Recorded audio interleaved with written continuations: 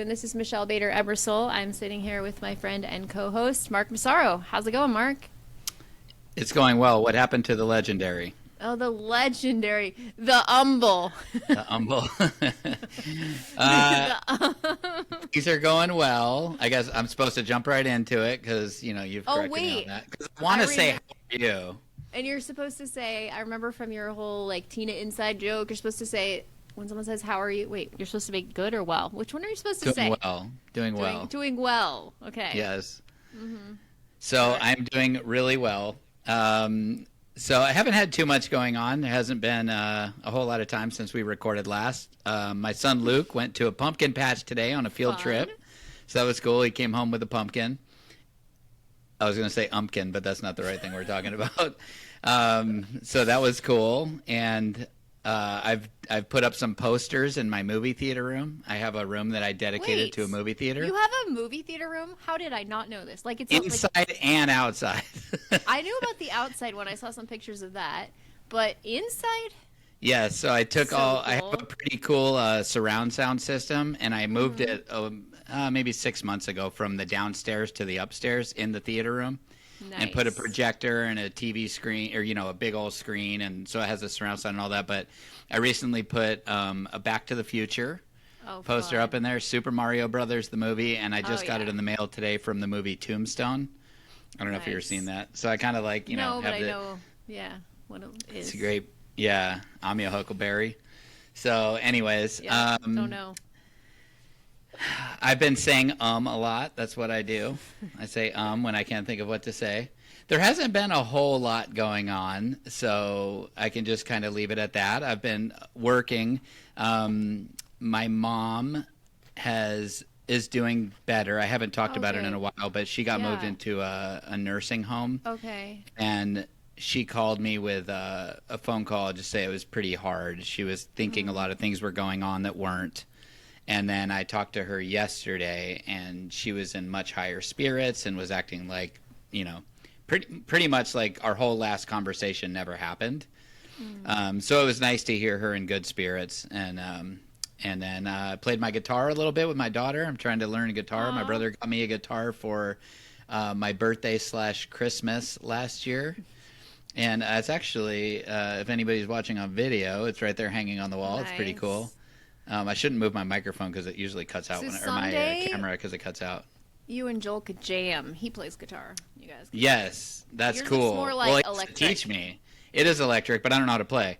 I was playing Mary Had a Little Lamb. That's my jam right there. But my daughter taught me how to play Smoke on the Water by Deep Purple. I don't know if you ever heard that song, but anyways. Oh, and then there is some things I have to correct from last episode. Okay. Rob Linger reached out to me and said he was very disappointed in me and that he was about to unfriend me because I said that song was Journey or Foreigner, and it was actually Kansas, so I told him I would correct that on air. Thanks, Rob. Yeah, and it was funny because I actually realized it that night as I was going to sleep. Yeah. And then I said something backwards also, and this really bothered me. I said one of my pet peeves was when people say, I couldn't care less, but I switched it. I said it wrong. The correct thing was I could care less. That's the wrong way to say it. And got it. So anyway, so I said that, and I listened back to it. I'm like, oh my gosh, I said it backwards. So I had to correct that. I had to make those corrections. Thank you. So that's what I've been up to is excitedly anticipating recording so that I could make those corrections. Yes. So Anyways, I also what's saw been up with you? This is about you first. This cool post that you did that said how much Alexis looks like Lacey. Yes. Like with glasses on or something? Yes, she was wearing my glasses, and I snapped that photo, and I froze. And I showed that to Lacey's parents also, and they were both like, whoa. Because I cannot remember what photo it is. But somebody, possibly me, took a picture of Lacey when she was talking to somebody else. And she had that exact look on her face. Wow. Just kind of looking off to the side. And I can totally visualize the picture, but I don't know what picture it is. So I've been meaning to go dig through all my photos and try to find it. But anyways, yeah, so she looks like a spitting image of her. And it's such a gift. There's so many times where she has little mannerisms or, certain profile views of her. If I'm looking at her from the side, she'll make a certain face, and she just looks like exactly like Lacey. And it's such a gift, and it's such a we live in a world of technology, but I was going to say it's like I'll never forget exactly what Lacey looked like, but even though I have thousands of photos and videos and all kinds of stuff, which is a huge gift also. But anyways, so yes, that was that picture means a lot to me. So anyways, what's been up with you? Well, I wanted to comment on that. Like, I know what you mean, because Hayden is our one that looks just like Luke, and the older he gets, the more and more he's got more like the man body now, and like he just looks like he's not like a teenager kid anymore, and he just looks like his dad. And sometimes I just like almost start crying, and I've done that with Haley before because she has Luke's eyes too, and I'll be like, your eyes. She's like, I remember like it was a while ago, she's like, do you want me to close them? I'm like, you have your dad's eye. I'm like, no, I love it. You to close them. Yeah, so yeah, things are going good. Something kind of sad happened. Haley was like, things are going well. Whatever, things are going well. I'm just kidding. Go on. Anyways, I was going to say, Haley told me, she's a senior, she's in dance class, and all of a sudden, and it's mostly freshmen in the class, one of them was like, we should have a father-daughter dance. Like, we should, like, they all started talking about how much they love their dads. And she's like, it just was sad. I'm like, did you say anything? She goes, what am I going to say? My dad's in heaven? Like, none of these kids knew or anything. It was just interesting. They're always going to have these moments where they don't know exactly what to say. I mean, it's happened many times when people, like, assume things and, tell your parents this or blah, blah, blah, blah, blah, So it's just a little side note. Not a lot of new things since we have recorded. Doing tons with Widow Goals, the nonprofit. We have closed our registration. We have 16 widows coming. Nice. So excited. We met, Stacy and I are planning it, met together, did the room assignments, did the group assignments, figured out content. Like, I'm so excited. Like, the content's what I'm super the most. Cool. Yeah, and I might even record some of it to put on the podcast. Some of the sessions. That's a good idea. We're actually doing a panel discussion of a bunch of widows, and I'd like to be able to record that so that could be a podcast episode. That's awesome. We're getting questions as they register of things they want to know, and we're going to have a panel of like different kinds of widows, and I think I represent the remarried widows. And so anyways, so that's been really fun. There's a lot to retreat planning, but I'm so excited to do that and to really be able to pour into it. I'm also going to a grief recovery conference in November with Stacy, which I'm very excited about, to get more training in what I'm doing. Something really, really cool. Clients shared something that immediately brought me to tears. And of course, for confidentiality, I won't say names or anything, but somebody said to me that she had a dream. Like, this was like crazy. So I just been praying for confirmation. God, like, show me that all this work I'm doing with widows, like, it's helping people. Things are like, I just want to know, And so it does help when people reach out to us and tell us that. But she said, I had a dream that my husband, she said his name, my husband was shaking Luke's hand and said, your wife is really helping me. I just started bawling. It was like she had a vision of them in heaven, and they met each other, and her husband was saying that I was telling Luke that I was helping her. And so I like to believe that that was real, that was from God, that was like, wow. And then I was like I think I was talking to Stacey or somebody about how cool it is to imagine all of our spouses in heaven. Maybe they know each other. Like, I bet Lacey and Luke are friends. They're like, hey, isn't this cool, this podcast thing they're doing? It's just amazing to think. And so that was really, I forgot about that until right now. That was just something that I will probably remember forever. And I was like, okay, God, that's confirmation. Like, you gave one of my clients a dream, that's awesome. And told me, and like, she saw her husband shaking Luke's hand and saying that I helped. So forgot about that. That was amazing. Awesome. That happened this past week.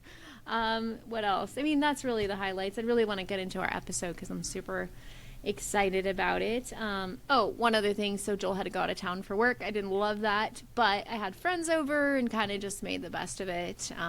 That's the bad thing about him flying more is he's gone more, but you know, he's doing his dream and flying this big plane that holds like 10 people. Wow. Now.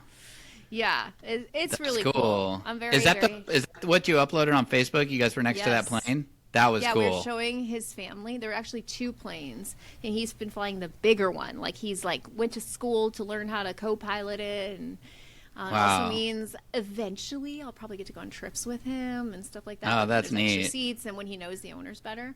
So yeah, I'm excited about that. So anyways, that's something else. He was out of town. I didn't love it, and I think it bothers me because I've never had a husband who was, like, outside of the home at all. Like, Luke never left. Like, literally never. He was on disability, and so I would always, and then I was like, I went 3 years without a husband, so I think it bothers me more to then have a husband away. I don't know how to explain it, but it is something that, like, for real, I'm like, don't take the job, like, don't take another flight. He's like, but we need to take a flight, and it's just this whole balance thing. I'm trying to support him in his new career, but yet I don't like the nights alone. So anyways, little side note. But anyways, let's get into our podcast. So we have a special guest today. I'm super excited about this. She has been a loyal listener for a long time, and I'm super excited to, oh my gosh, my mind went blank. Announce? What's the word? Tell Introduce? you about it. That's the exact word. And here's the great thing. We don't even edit these mistakes out because this is real. This is authentic. I'm excited to introduce to you Angela Heitz. Angela, how are you doing today? I'm nervous and I'm excited, and I tell you to pinch me, but you're not here, but you're here. Oh, that's so awesome. I love that you have been listening to us for a while, and that we've helped you on your journey. Like, that is something that I love hearing. Like I was saying, sometimes I just pray for confirmation, and getting your application actually was part of the confirmation too. Because would you mind telling the audience, because I just think it's super cool, like how you found us and like how God brought that all together? Yes. I think it was as early as a month after my husband passed away, and you know, things had died down and people are moving on with their lives, and it was the first day that I literally could not get out of bed, and nobody was there. I had nowhere to be. I couldn't get out of bed, and so I knew podcast existed. I don't know that I had ever listened to any, so I just searched, like, widowed, can't get out of bed. Wow. And your widow goals popped up, and that's your very, very first episode, and it was God.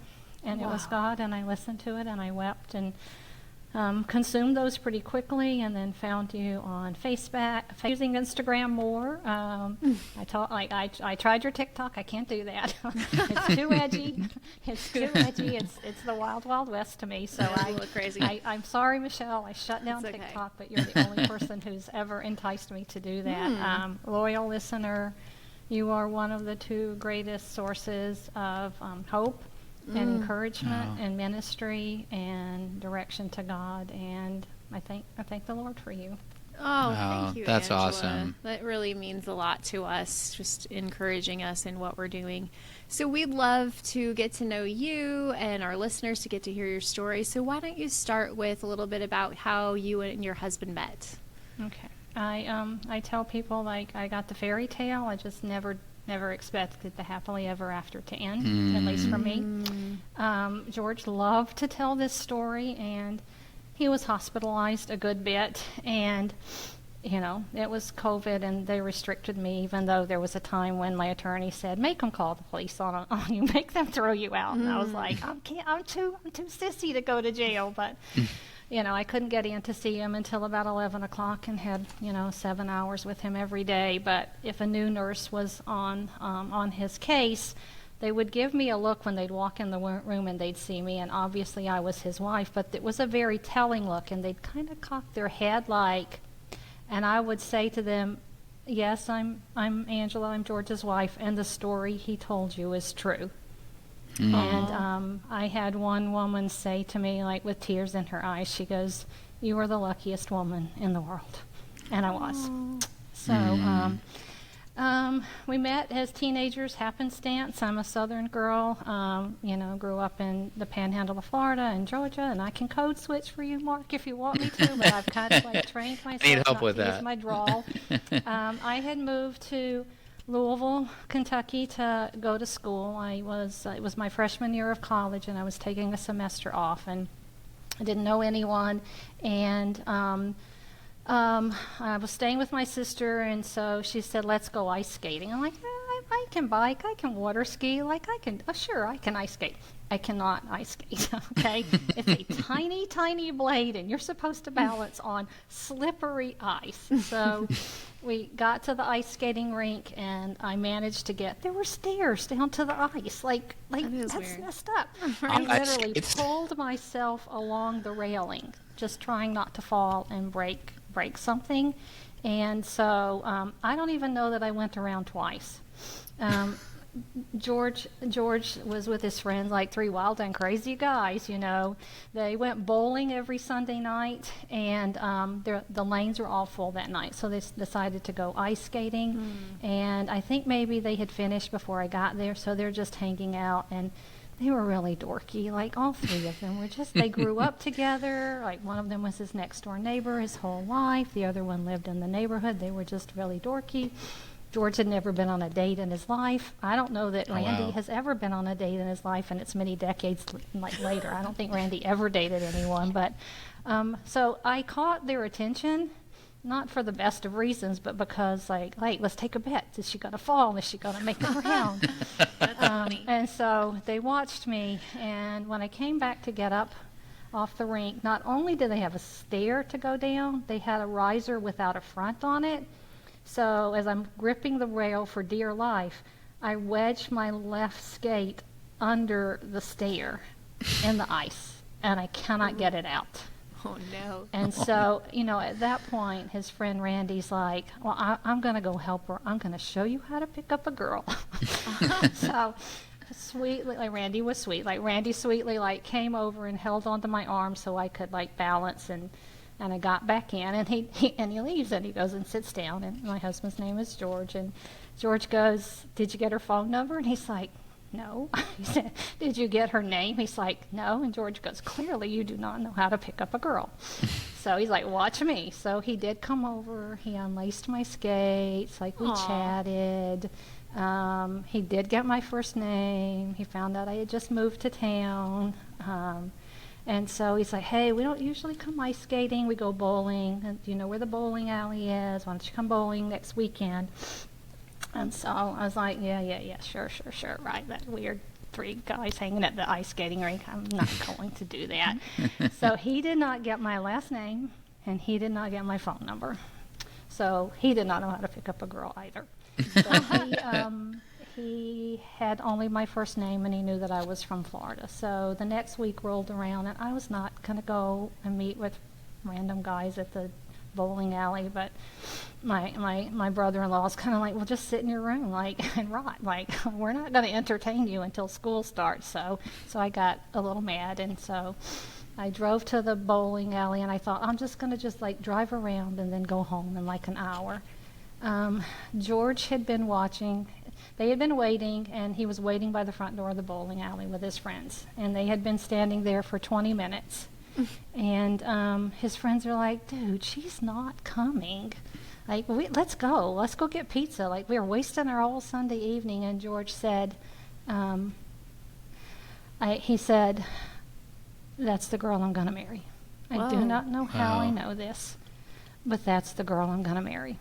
Cue me driving through the parking lot in slushy, icy mess in Louisville, Kentucky, and I look in my rearview mirror, and he's literally chasing my car through the parking lot. And so I did go and get pizza with him. He did get my last name. I did give him my phone number at this point. We went to the movies the next week. It was our very first date. We went to see Kramer versus Kramer. I don't even know why you would go to see that ever, but on a first date, that's the one with the messy divorce. And so anyway, afterwards we were just talking, and he said, I love you, and I'm going to marry you. And and my response to that through the years was like, and he nearly did not get a second date. Yeah. That would be a lot on the first date. Yeah. So within about a month, I was smitten, and we dated for 11 months, got engaged, and got married 23 months after we met. Wow. That's a beautiful story. I love it. It sounds like a Hallmark movie, like literally could make a Hallmark movie. And then can you tell us, like, so then what was your life like after that? Did you have kids? Like, what was life like? It was pretty great. George was just the most fun guy ever. We were kind of yin and yang, like, you know, he was the outgoing one, I was the quiet one. He was the accountant and the numbers guy, I was the word person. He was the adventurer, I'm the one that's like, what happens if something, you know, like, he like, you know, when you go parasailing, like, this is not a good idea. Like, you know, just we balanced each other out very, very well. I'm about 7 years into the marriage. We were blessed with children, and I had no idea that it was my desire to stay home with the kids. I think the only kind of ultimatum George ever gave me was, like, when we were dating, I was like, I'm really not sure I want to have kids. And he's like, you'd be a great mom, and so all the encouragement, and he's like, we've got to have kids. Like, we've just got to have kids. So I was like, okay, we'll have one. And he's like, okay, well, I'll stay home with them. And nobody did that. But he's like, I'll stay home with them if you don't want to. But when our firstborn arrived and they placed him in my arms, like, there was no, you know, there was no changing. I'm like, I'll stay home. And George did this a lot, and he would look at me and he would cock his head and his bright green eyes looking at me, and he'd go, I knew. Like, I know things about you you never know. I see things in you that you don't know that are there. And so, our son was born. 22 months later, our daughter followed.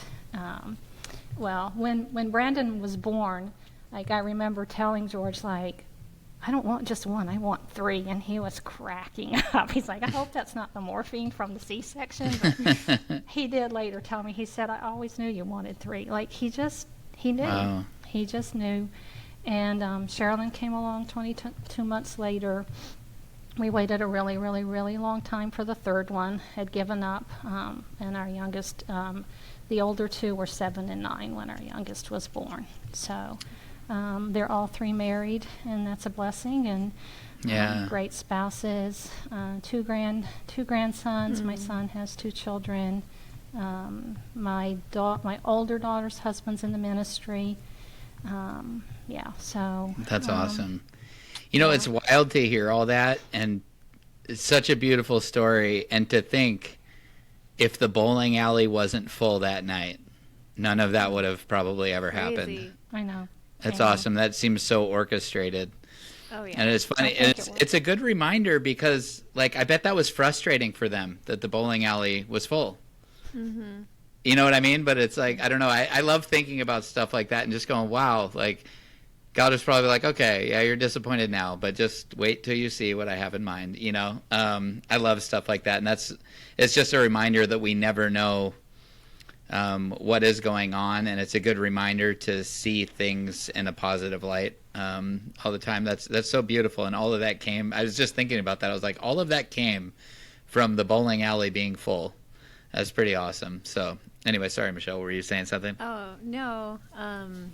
So then, can you take us fast forward to when his illness began and what that was like? So, early in the pandemic, this one wrecks me. I was a teacher, and I just, one of those people that had a low immune system. Like, I said I was the teacher that by Thanksgiving I had contracted something, and by MLK Day it had been through 5 iterations, and I've had x-rays and antibiotics. And like, there's just like, and I was a germaphobe before there was a word for germaphobe. I had hand sanitizer when it was hard to find. Like, it's just, I just did it because when I would get sick, I never could shake it. And George was the antithesis of that. Like, George was totally and completely healthy, but you know, lots of things in our world changed, and everybody had a lot of heavy conversations that summer, especially when the world's going back to normal. Our youngest was getting ready to graduate from Georgia Tech a semester early. Go Katrina! And That's awesome. She had decided to move into an apartment because it was just going to be a mess to try and move out of campus housing midterm. So the nest emptied, and we had a really, really big house that we didn't need for 2 people. And George had said, "Please don't go back to work." He said, "I know that you're going to get COVID." He goes, "And I don't think you're going to be able to fight it." And he said, "I can't live without you. I just cannot live without you." And so we had what was supposed to be our retirement home on a lake in North Georgia, and we had been doing renovations slowly through the years. And George had said, "Why don't we just," he said, "I can commute to my job from the lake house, and let's just, this will expedite, future financial plans and retiring early." So we moved, and had about 6 months at the lake house, and George was never sick. The best way I can describe this is, in 13 years from kindergarten, or as George would call it, kindergarten, because he had that weird, Midwestern accent, till he graduated, he would have had completely perfect attendance, except for the fact that when he was in 1st or 2nd grade, he was in a car accident, and he hit his head on the windshield, and they thought he might be concussed. So in 13 years of school, he missed 1 day. That's and amazing. He wasn't even sick. And so, Wow. if he caught the flu, he'd sleep for 12 hours and he'd be just fine, which is why I said, I never expected the fairy tale to end for me. It's a paradigm shift that I'm here and he's not. And so he came home early one day, and he's like, I feel like I have a stomach bug. I'm not feeling good. And then he actually did stay home the next day, and he said I tortured him with white rice, and the next morning he got up, and they said, "Are you feeling better?" And he said, "I'm fine." He showered, and I heard him collapse in the bathroom. Oh my gosh. And so, I rushed to his side, I get him roused, I get him steady, I get him on the bed, and, looking vitals, how are you, put his Fitbit on to check his heart rate and respiration, and he's like, "I'm fine, that's just," he's like, "I'm fine," he's embarrassed, "Why, so I fainted, I'm fine." Mm. And I said, "Okay, buddy, you got 2 choices, we're going to the ER right now, or I'll log on and get you the first appointment at the nearest urgent care." And we were far out from the suburbs of Atlanta, and I was like, "I'm not going to the ER. I'm fine, baby." And I'm like, "No, we're going to get it checked out." And so I took him to the urgent care, and they were going to send him home. And then he had said, "Well, I had this weird symptom that he hadn't told me about," and they said, "You got to go to the ER." And so we went to the ER. They were running CAT scans and blood work, and in less than 48 hours, they confirmed that he had an aggressive terminal cancer. And it's a cancer that's undetectable, and the average survival rate is 10 months. Many people that I now know of whose spouse, and it's just very rare. They know very little about it, no symptoms, nothing. It's wicked. It's cholangiocarcinoma, which most people know is bile duct cancer. And we went from that to finding a surgeon who had said, "We think we can use surgical options. Literally, we'll have you grow a new liver. We'll resect what's and there was one tiny tumor that was 2 millimeters. That was it, y'all. That was it. Wow. We'll resect it, and we'll give you chemo." And he said, "I think we're going for the cure." That's not what happened. Cholangiocarcinoma is wicked, sepsis, multiple infections, hospitalized more times than I could count. The two kinds of chemo that were really horrible. He just ended up hospitalized over and over and over. He fought through it. They did the first surgery, which basically reroutes the blood flow. It's called a portal vein embolization, so that you grow a new liver on the other side. Wow. He grew a new liver. He grew a new Wow. liver. And 2 months later, when they went in to resect it, they'd done the CAT scans, they'd done the blood work. They're like, we're in the clear. And when they started the surgery and got ready to resect the liver, the surgeon could not see, but he felt like minuscule, like it was metastasized. So we went from that to them saying, well, you've got 5 years, we'll put you back on chemo. The surgeon was off the case. We opted to change hospitals and move closer to town. It was terrible. We were far from the hospitals. Lots of me, like within 10 minutes he'd spiral down. I'm getting him in the car, I'm getting him to the hospital. Like there were times when I thought, I think I'm going to have to get in the emergency lane and call for 5 paramedics to like come and finish And so it was pretty hard on me, because I'm sole caregiver. I will say an important piece of God showing me, and God is gracious. He doesn't have to show me or explain to me anything. I was like, we're not the kind of people that just, get half-cocked and move to the lake, and leave our community of 15 years and quit my job. But God showed me in the last year that not only had I been sustained to care for him, because I was the only one that he even saw, because he was so immunosuppressed that the kids didn't come. He couldn't be. That God had showed me, those months off and you being sequestered, God restored my health. And I told a friend yesterday, I said, I have not been sick in 3 years. This is not me.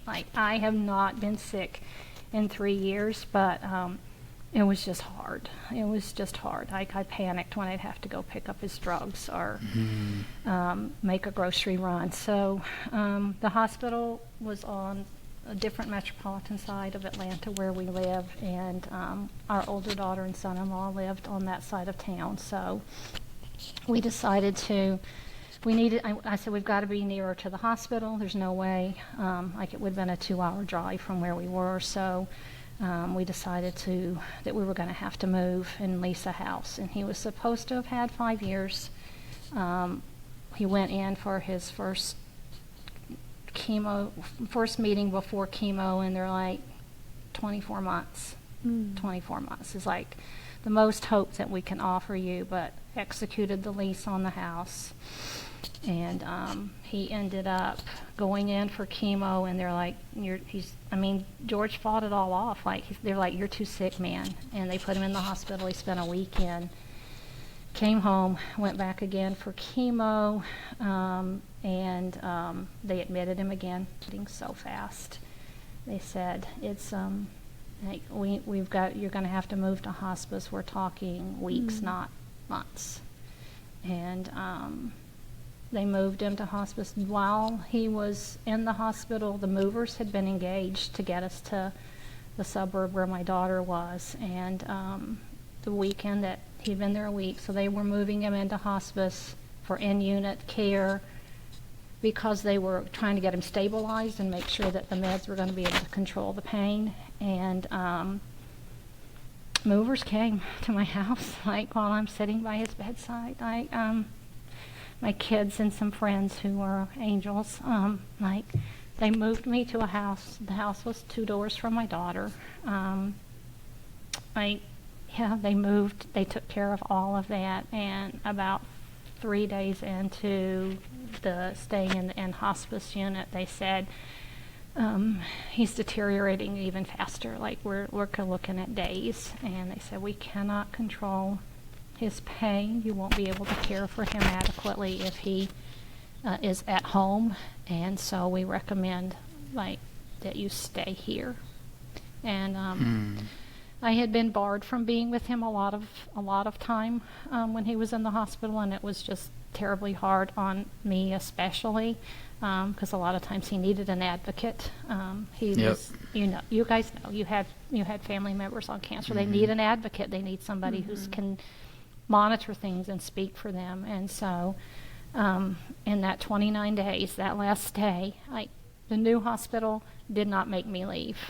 They did not make me leave, and 29 days by his bedside, and I left twice to go and get a shower at my daughter's house. Otherwise, like they had said, just shower here, and they would try, like the doctor would be like, you need to go home, and I'm like, I'm not leaving him. Like, this is sacred. Like, this was a vow before God that until death parts us. I said, I am not leaving his side. And so I thank God that I was there, and that I wasn't alone with him, and that I wasn't the one managing his care. And so God called him home in March of 2022. Wow. So when he was diagnosed, what was his reaction like? George's reaction was, well, I looked stuff up on the internet once. He's like, don't do it, and I'm not doing it again, and they don't know my God. And he said, I'm not that person. Like, I'm stronger. I'm going to fight this.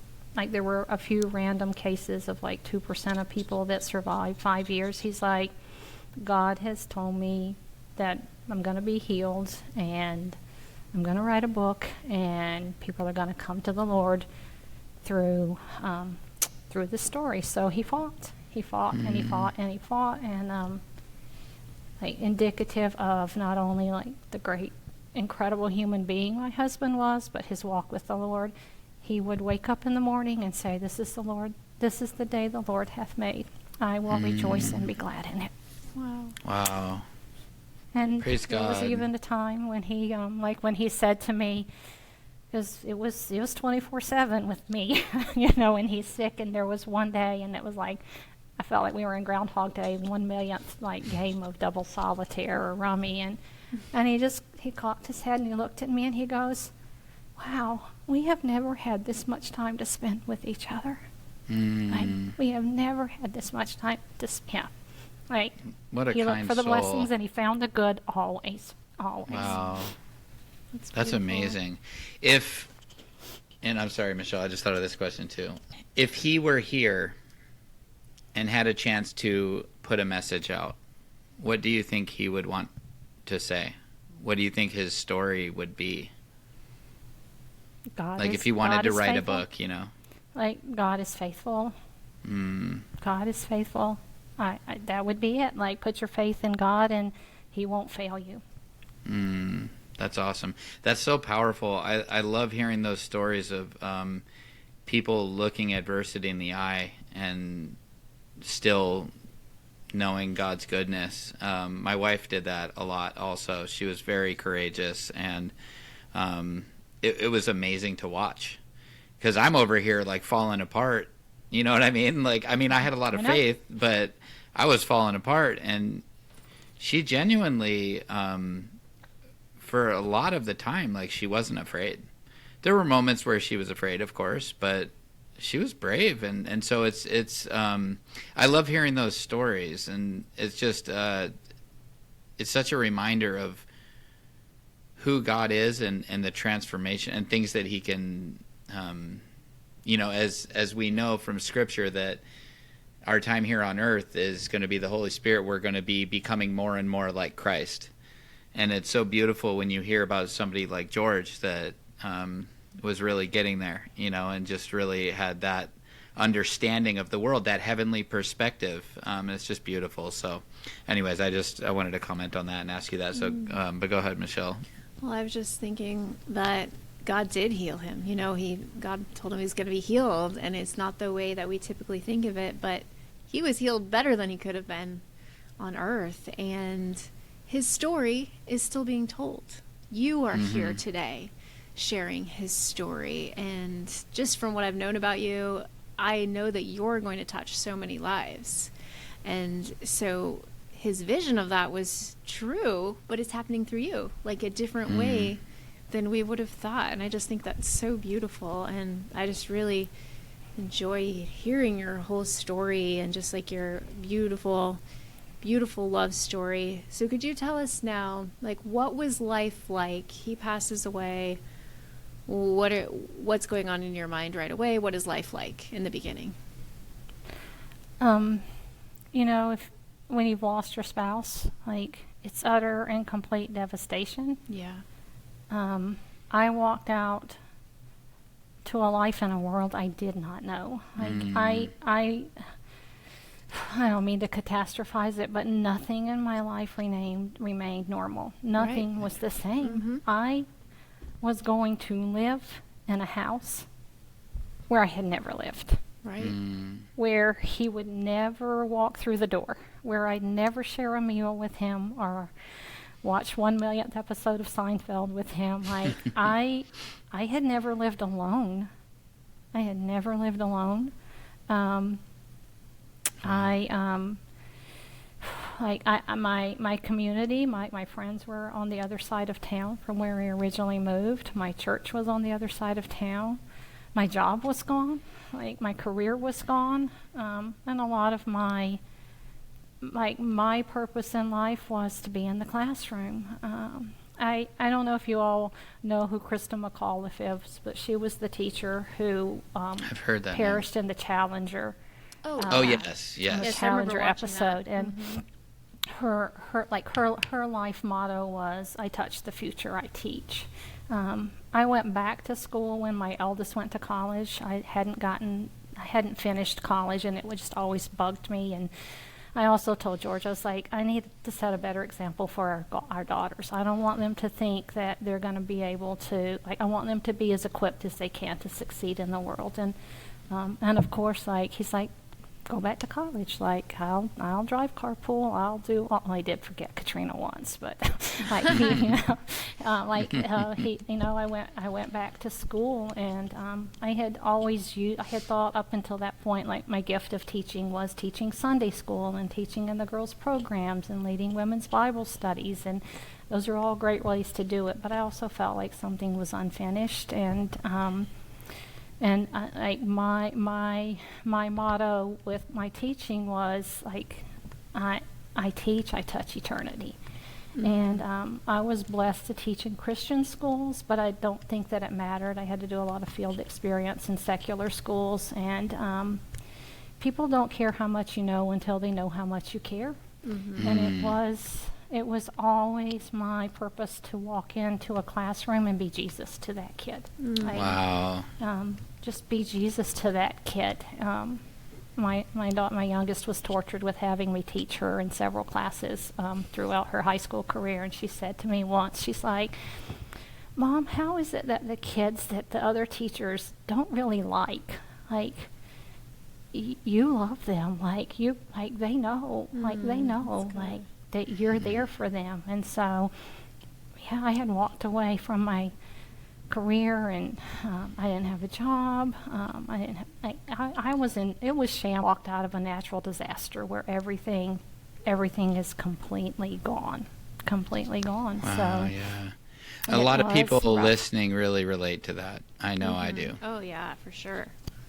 So how did you start getting to a better place? Like, what helped you? Were there people, songs, verses, anything that helped you? You know, it took months and months and months to realize that God was protecting me.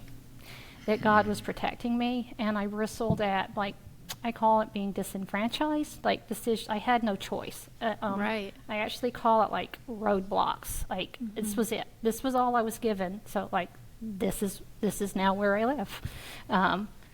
But God just did miraculous things and sent me people.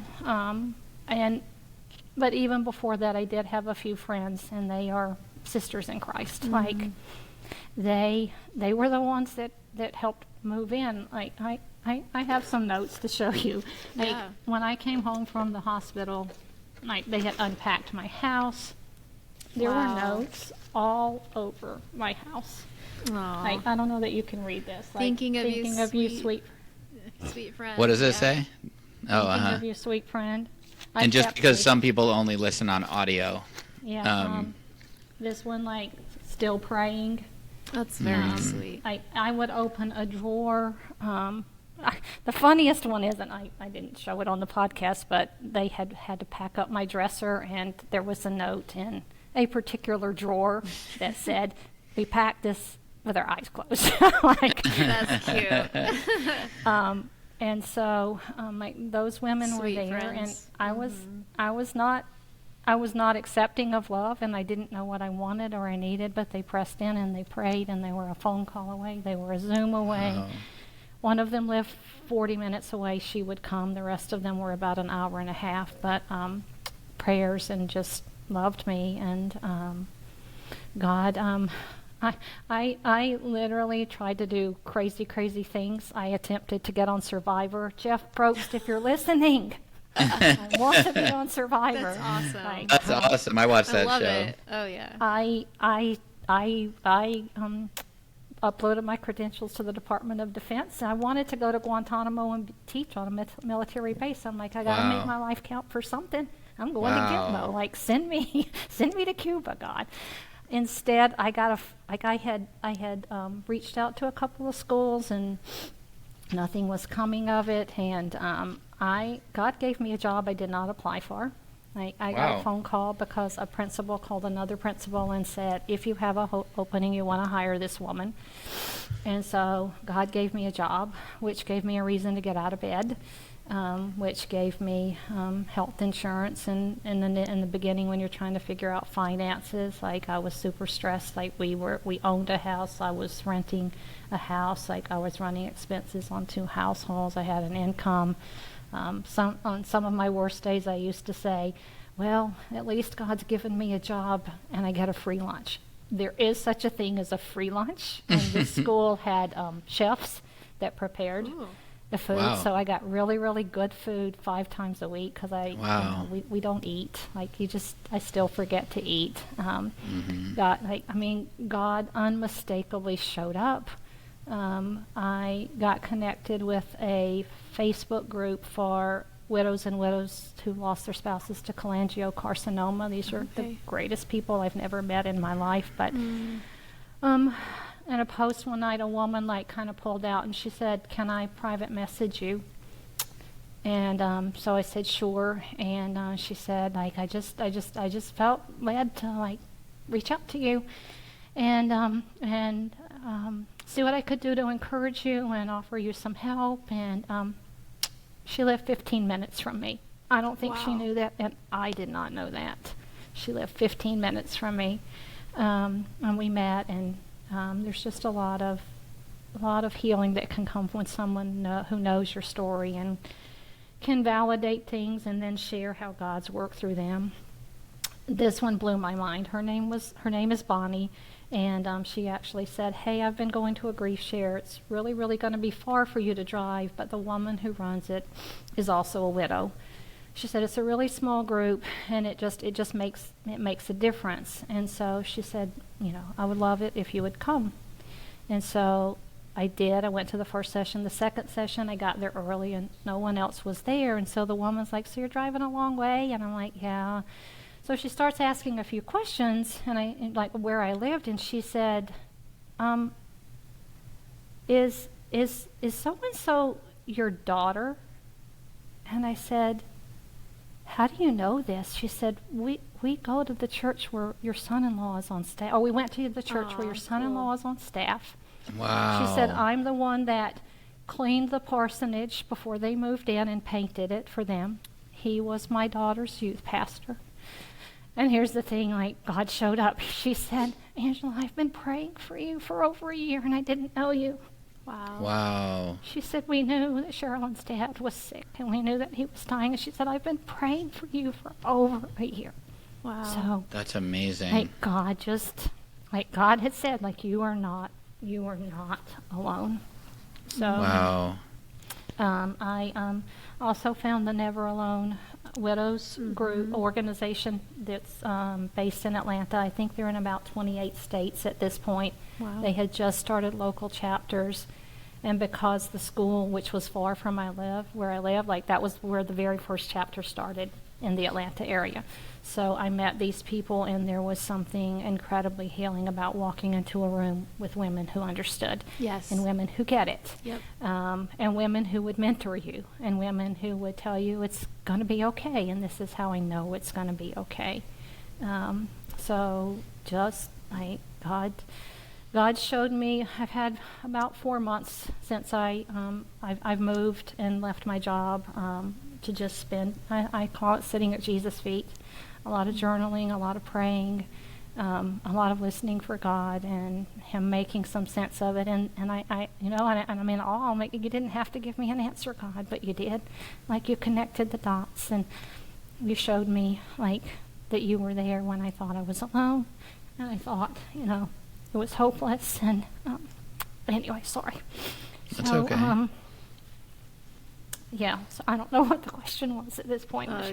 You answered it. Just, yeah, it's just great to see, you know, just kind of like, what are some things that helped you? You named a lot of those things. And I see Can I tell you 2 more real quick? Yeah. Just, one of the members of Never Alone runs a ministry called Heartwell, which is like art therapy. Oh, okay. It just changed my life.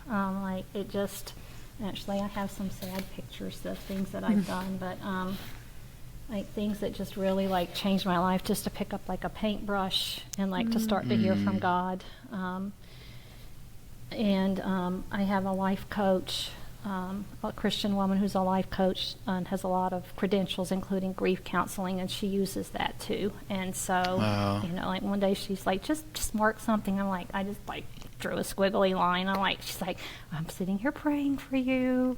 We're going to let God speak to you. And like, she's like, anyway, and then I just drew another like stupid triangle, and I thought, this is the dumbest thing I've ever done. Like, I don't even understand this. And she's like, I'm praying. And like, anyway, she said, what do you see? And I'm like, oh my gosh, I see an arrow. Like, God's telling you, like, it's time to move. It's time to move forward. It's time to take some steps. So, Heartwell is the name of the ministry that does art therapy. They'll do them online and in person, and Triumphant Together is the coaching and the counseling service, and it's been transformational. Just Wow. transformational. I could imagine that. I've never heard of art therapy before, but I could imagine that being helpful. Yeah. I didn't even realize, I guess I did some of that in my very first like online grief class. We were supposed to draw our heart, and I was like, what? Draw our heart? I'm really interested to go back and look at it, but it was like broken. It was all these words, you know, broken, like, I don't even remember. It makes me want to go back and look at it, but I remember it was very powerful. And then we shared them the next week, and so it was just interesting remembering kind of, you know, art therapy. It was very Well, and you were asking about verses. Yeah. Right? And this journey with God and Him reminding me of all the ways that He showed up for me. Over the summer, He led me back to reading the passage, I think it's Exodus 13. And we all know the story of Pharaoh let the people go, and then they're at the Red Sea, and they look doomed. Are you aware that there are 2 verses in that story where it says, the children of Israel chose the way that they thought was good, and it was a logical path. But God knew that they would lose faith in Him and return to bondage. And so God sent them another way, and sent them to what also looked impossible, which was the Red Sea. Like, now their backs are against the Red Sea. They didn't have any boats. Like, you couldn't swim that. And so, like, God used that to show me that He's like, yeah, it feels like you've been pigeonholed and you've had no choices, and He said, but I had one way for you, and that was all you could cope with, Angela Heitz. Like, I took away the burden of you having to make decisions and decide what you were going to do, and I gave you one way, and that's the path that I gave you. So That's beautiful. Thank you for sharing all of that. Oh, yeah.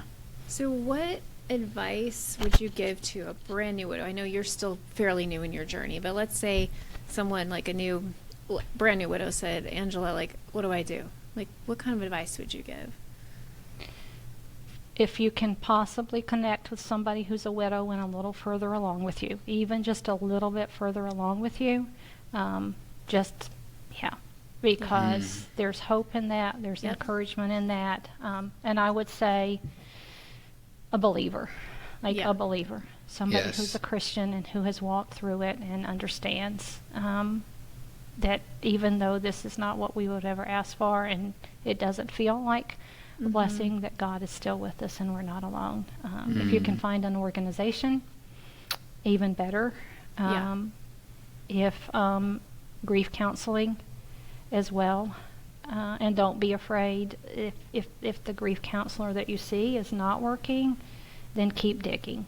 Keep digging to find somebody that you really connect with, that can give you the tools. Like my first grief counselor was a very nice man, but I kept going like, do you not have handouts? Like, do you have videos? Do you have something? And the woman that I see now, like, she's just so intentional. Like, here's your homework. Here are proven like strategies. I would also say to new widows, I wish I had known this earlier on. I think there's a psychologist, I think her name's like Jill Bolt Taylor, or I can look it up and send it to you, but it's called the 90-second rule. And basically, do you know this? No. It takes 90 seconds for you physically, emotionally, like intellectually, to process an emotion. And so, like, I read this in a devotional, and it was by the woman who started Never Alone, and she said, like, I said to my counselor, wait, like, this is not going to kill me. Like, I just need to ride the crest of the wave for 90 seconds for this one to process. And that doesn't mean that there's not another one that's going to come immediately after it, but knowing, like, okay, like, I can 90 seconds, like, pray through it. You know, I guess it's kind of like labor pains, like, I can get through this one, I can get through the next one. And you know, those grief bursts, and I've come to realize, like, there are grief tsunamis. Like, some of them are not just a grief burst, like they're a tsunami that just strikes you. But that little piece of information just really helped me, that when my chest is hurting, I think I'm having a heart attack, I don't even know why, I'm paralyzed. Okay, all right, God, like 90 seconds, I'm just going to pray. And that's good. That's really good advice. That's really good advice. I think that's going to help a lot of listeners. Thank you for sharing that. I'll send you the information. Yeah. I devotionals, and again, I had to be selective. They pretty much needed to be for widows or widowers, or by widows or widowers. Never Alone had one on the names of God that I'd have just completely worn out reading it over and over and over again. But do research, and I'd say a Christian not podcast, because that's you guys and you're the best and nobody else works. But thank you. Devotionals, Bible.com. And again, I would say search and find everyone that you can that's on loss of a spouse. Dr. Tony Evans was one of the first ones I found, and he lost like 5 people in a year's time, including his wife. Crazy. But if you search on Bible.com, like, it's a treasure trove. You download the app, and they're there every day. And so the devotionals really, really helped me. And then just staying in the Word. You know, once I needed more meat than just how do I survive widowhood, or how do you help me move on, God. More meat of, in September I took a 30-day gratitude challenge, which I had not been equipped to do until now, and God has spoken to me mightily. And a lot of times it might be the Bible.com day. Lean into your friends, and when they tell you they're going to show up, don't tell them you're fine. Good. That's good advice. That's good. A lot of this also is how much effort you've put in. Yes. I was going to say that. Yeah, it's awesome. I think that's another key piece of advice is you have to put effort into your healing, and that's encouraging to hear. I've seen like the two themes in everything that you've been talking about. One is community, like don't try to do this alone. You've been plugging into lots of different sources, and then staying close to God. Those two things seem to be key in your healing and where you are. And then yes, we talk about in grief recovery, taking at least 1% responsibility for your healing. You know, those people who are perpetually in the same place 5, 10, 15 years later, it's because they never took any steps. And you've taken so many steps, and you should be proud of yourself. You're doing really well. And right now, you're giving me and Mark and all the listeners tons of ideas. Like, these are great resources. And the 90-second rule, I'm going to use that. I can still get the grief waves sometimes. And I'm going to teach that to my kids. And so, like, you're already impacting other people. Like, I'm so excited with what God is going to do with you in the future. Like, I feel like I have, like, goosebumps right now. Like, I feel like God has really big plans for you. Like, you're a teacher. He's going to use that. Like, you're a great teacher, you know? And so I'm excited to see how he's taking you through this season where he's healing you, he's pouring into you, and then I believe you're going to pour it back out tenfold. Like, you are going to help so much. Like, I feel really strong right now to tell you that. Like, I feel so strongly that you are going to continue, because you've already have, but to have a eternal impact on the people that you come in contact with. And this is like an example of God taking those ashes and making beauty, taking the mourning and turning it into dancing. And I can already see that in your life. And I just want to say that I'm proud of you, and you're doing a good job. I can tell. Thanks. You're welcome. It's true. It's true. You know, widows poured into me. I would not be where I am today if it wasn't for like Stacy, who's been on the podcast several times, who she reached out to me, she poured into me. And then my friendship with Mark, like you said, finding someone else. For us, we were almost exactly at the same place, and that was huge in my healing and my moving forward. And it's all the same things you're saying. It's community, like finding people. Don't do it alone. Satan wants to isolate you. I'm telling you that, listener. Satan wants to isolate you, so then you cannot have an impact. You cannot heal. I mean, you can heal on your own, but you're not going to be going out there. John 10:10 says that we were made to live life and live a life abundantly. There's more to the verse, but that's the part I have memorized. The thief comes to kill and destroy, but I have come that you may have life and life to the fullest, or life abundantly. Like, this is like my most passionate thing. I want widows and widowers to know, like, you didn't survive the death of your spouse to sit on your couch and cry forever. Like, God has something for you. If you are breathing right now, God has something for you. Mic drop. Boom. Boom. Wow. Anyways. Something else that I want to add to Yes. is another scripture or another passage which had already been precious to me before I lost George. And I don't remember a time when I didn't know who Jesus was. Like, I can remember reading Bible storybooks when I was 7 years old. God has been ever present in my life. And the passage in, I'm pretty sure it's John 11, it's in my notes here, but John 11, where Jesus goes to Bethany and Lazarus has already died.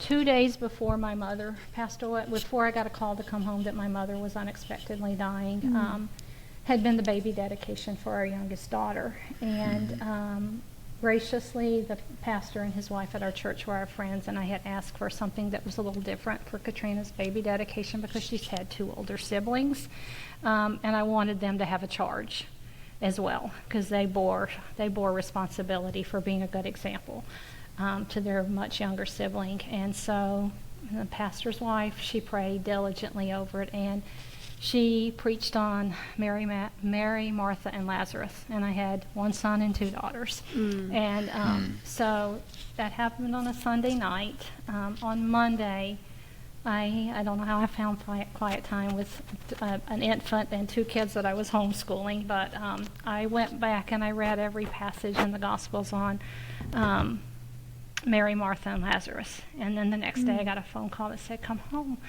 Your mom's sick and we don't think she's going to live. And my mom passed away. And God used that passage with me, and I went back to it.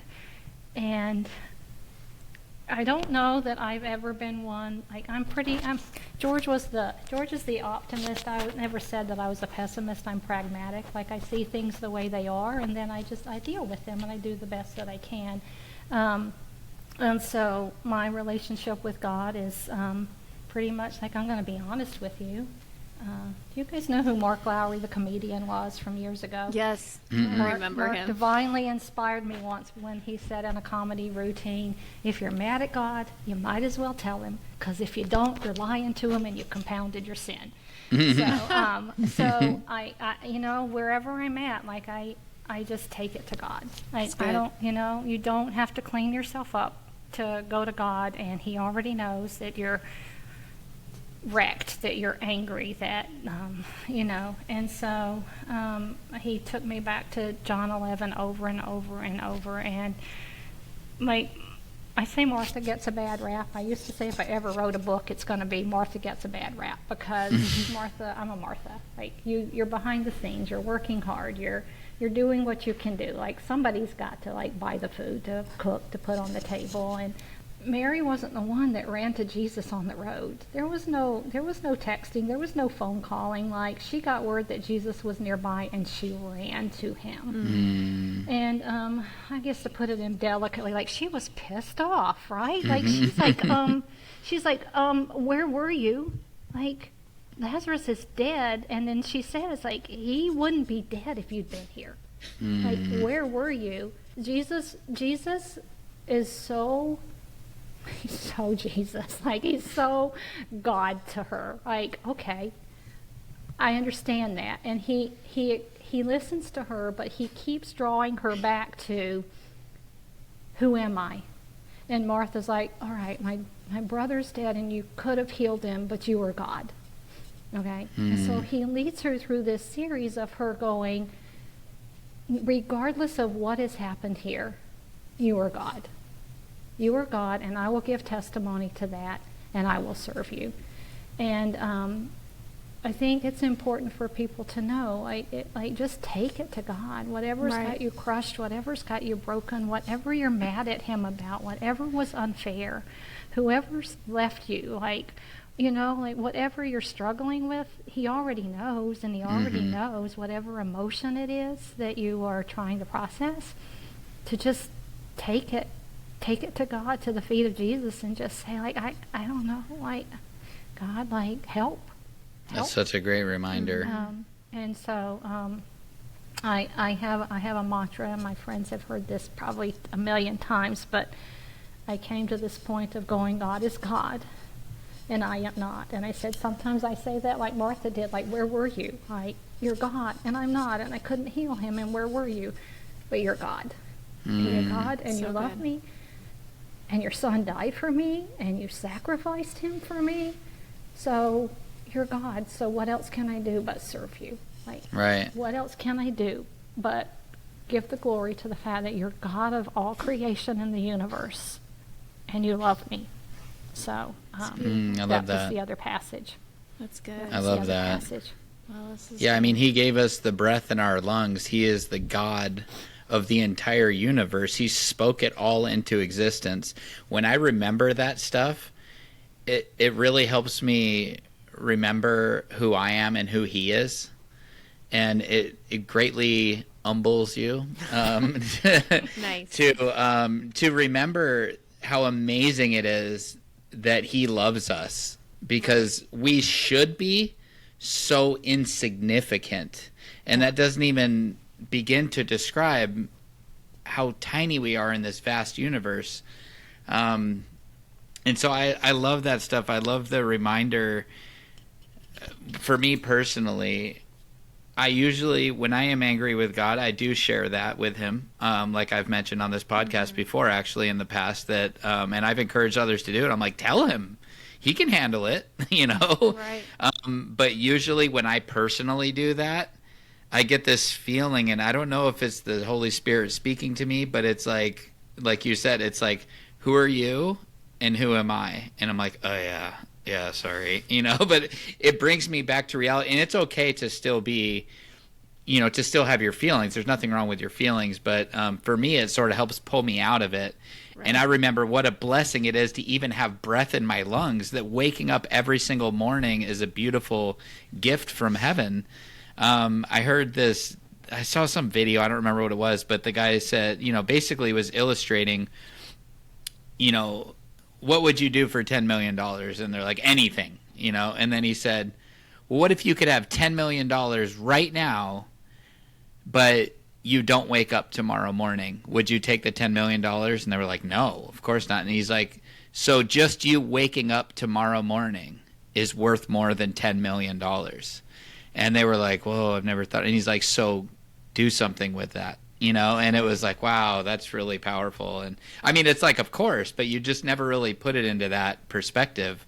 And so just waking up every morning, even if we are depressed and engulfed with grief and have even lost the desire to live in many cases that we've all heard about and dealt with ourselves, it's still a gift.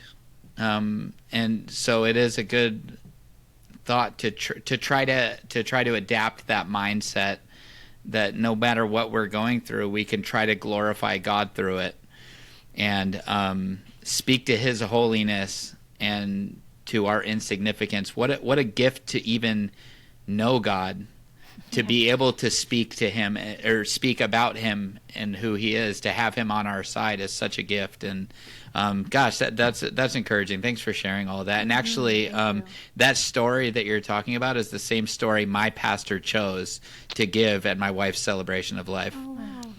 Yeah, so that was, as you were saying it, I'm like, yeah, I like this story, you know. Anyways, so go on, Michelle. Your turn. Oh, that's good. Well, no, I think that's good. We appreciate you sharing all of this. I know people are going to get so much out of this. So thank you for taking time out of your life to get uncomfortable and get on camera and share this with the world, because I feel like we do our part and then God does His part. See, He's going to get this to the right ears, the right eyes that need to hear and see this. And I'm excited for what He's going to do from you sharing, because I got so many great ideas. It's amazing. So thank you. Thank you. Thank you, Yes, God, thank for you so blessing much. me, like and ministering to me. Oh, Thank you for You've ministering been to us faithful. and to our audience. yeah, definitely, for It's sure. been a blessing to have you on here. Yep. Well, Mark, would you like to pray us out? Yes, I would. All right. Lord, thank you so much for Angela. Thank you for her courage to come out on here and step outside of her comfort zone. We all can relate to how difficult that can be. And thank you so much for the legacy of George. Thank you for letting it live on. And I pray that Angela remains on this path of healing, and that she gets to continuously find different ways to share what a beautiful person George was. Gosh, what a man. Every time I hear stories like that, Lord, I just thank you that somebody like that lived for us other men and women, for that matter, to look at as an example of how we should all aim to live our lives. So thank you for that beautiful legacy that we got to hear today, and I pray that it gets out just as far as Angela wants it to get out. And Lord, I pray that you would place your hands on her shoulders and carry her through all these seasons of life, all these difficult things that she has to go through as a widow. And I pray that she keeps her faith strong and that you keep showing up. And we pray all this in Jesus' name. Amen. Amen. Well, if you liked this podcast, do you want me to do it? Give it a little bing! 5 stars. Make sure you've got your subscriptions on so you get a notification every time, whether you're on Spotify, Apple Podcasts, all the stuff. If you listen on Spotify, you can see our faces right there. It's one of the great features of Spotify. Or you can find us on YouTube, you know, all 14 views. We don't get so many views on YouTube unless somebody shares it. We don't. It doesn't matter. We don't matter. We don't care, is what I'm trying to say, which way people hear it. But anyways, it does help us if you share it with another widow who might benefit from this, and keep the word going. As you guys know, we've been talking about it for like a couple months now. We are under Widow Goals, the nonprofit that was started about a year and a half ago. So if you liked this podcast and you want to give back to it, we have a little link where Widow Goals goes to do all these podcasts and events and all kinds of stuff. Goes to help people. And what else do I need to say? You can email us, widowtoosoon@widowgoals.org. Find us on Facebook, Instagram, all the places. TikTok, if you want to go to the Wild Wild West, you can find me at Widow Goals.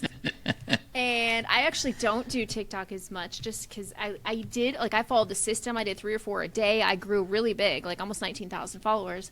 But that was a lot to keep up with, and a lot, like, the trends change and the songs change and the this change, and it's just like, it's a lot. But I don't mind doing it every once in a while. I still have a lot of fun content on there. Anyways, I think that's it for today. So, Angela, I'm not a TikToker either. no, remember when I was like, we have to make a Widow Too Soon TikTok, and then we can do these things? And he was like, no. Yeah, like that's not my Mark jam. likes to dance. Yeah. Oh yeah. So yeah, that didn't really happen. But yeah. Anyways, I think that's it. We're good. All right. Yes, Well, thank thanks you, for Angela. joining us. Thank you again, Angela, and thank you, listeners. And we'll see you again next time. God bless.